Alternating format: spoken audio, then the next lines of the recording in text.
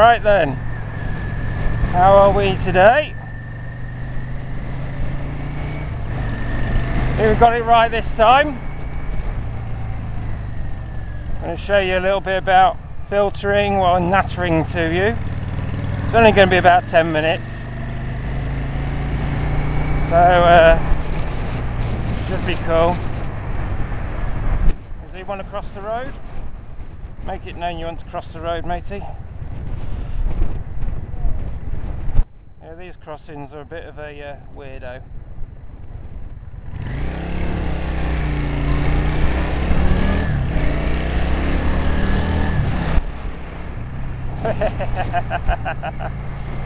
Yeah.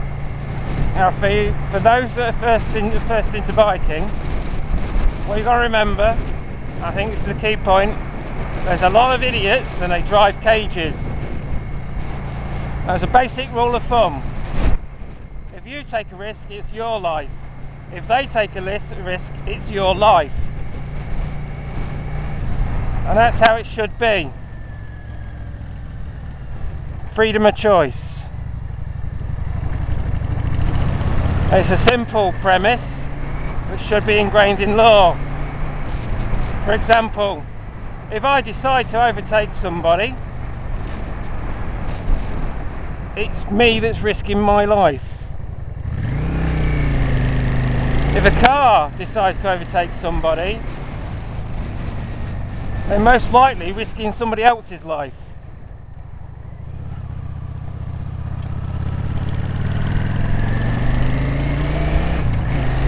And freedom of choice should be the basis of all law. It's like wearing a helmet law specifically. If I want to ride without a helmet, that's my choice. It should not be enforced by the state. No. Compulsion is a horrible thing, and that's what the state does with laws like that. And you find over the last 20 to 30 years, because of EU bureaucracy, that your freedom of choice in whatever you do is being eroded. People call it in the names of health and safety, or in the cause of health and safety. But if we really wanted health and safety, then we wouldn't travel. We wouldn't do stuff, we wouldn't explore, we wouldn't do the things we do that makes us human. Simple premise. And it's like in Northern Europe, they've got a thing called Vision Zero, which is to reduce the deaths on the roads. Not only reduce it, but make it zero, so no deaths occur on the roads. And one of the ways of doing that is banning things like motorbikes. Oh, excuse me, freedom of choice. My life.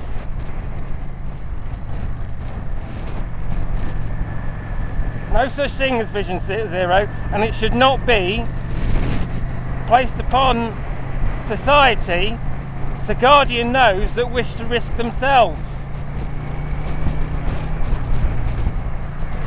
People will want to risk themselves.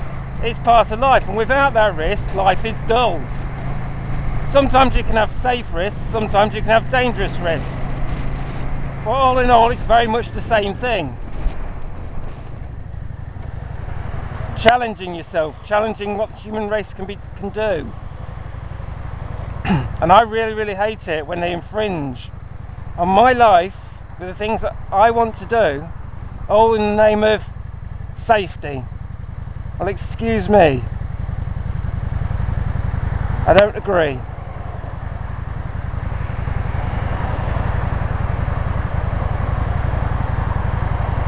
And you will find that if you look at various laws that have been put in place, it's to protect the individual from himself. Well, that's wrong.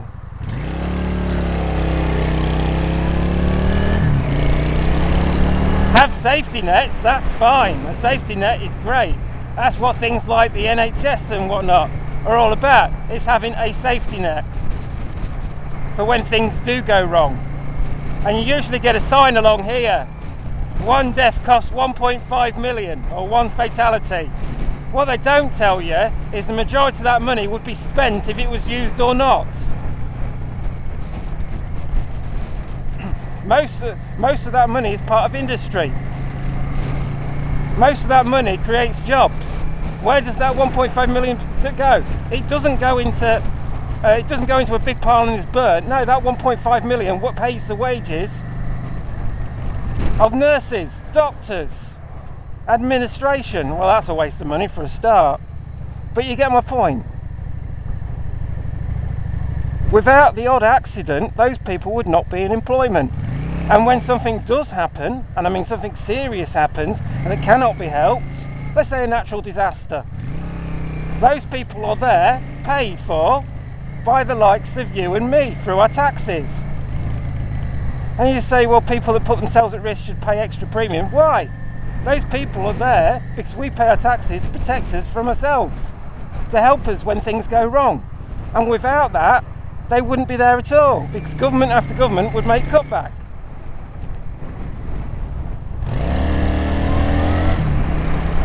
And it's just moronic to think like that individuals should take care of their own worth. I'm going to cut in here. Thank you. Nicely done. Otherwise we rely on people giving to charity. Things go wrong. That is life. That is the nature of human life. That's the nature of nature. But as humans, we've created a society where we can have a safety net. How many people are alive today because people do something stupid?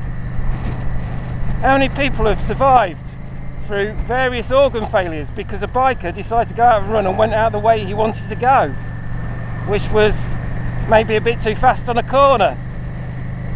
Back tyre slid out, go slam into a wall. He may not have been doing anything illegal, but he took a risk, and in that he died. But from that death comes the support people that haven't got a choice, those that need organ transplants, those that need to be kept safe and well, those that need to keep their families in food and heat and a roof over their head because they're paid by that safety net. It isn't a waste. It isn't a waste. It never has been a waste. So that 1.5 million is a falsehood.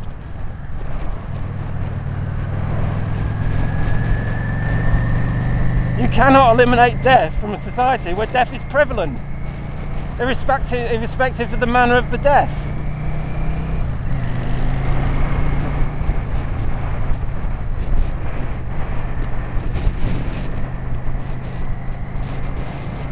Just pains me when they do things like that.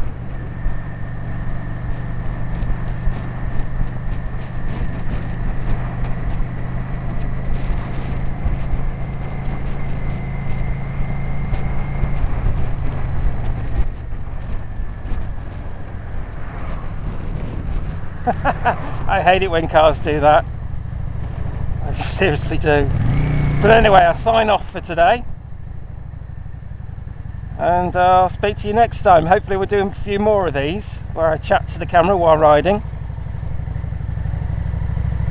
Try and do a good run somewhere. It's nice to get it off your chest, and it's also nice to have a bit of a ride occasionally.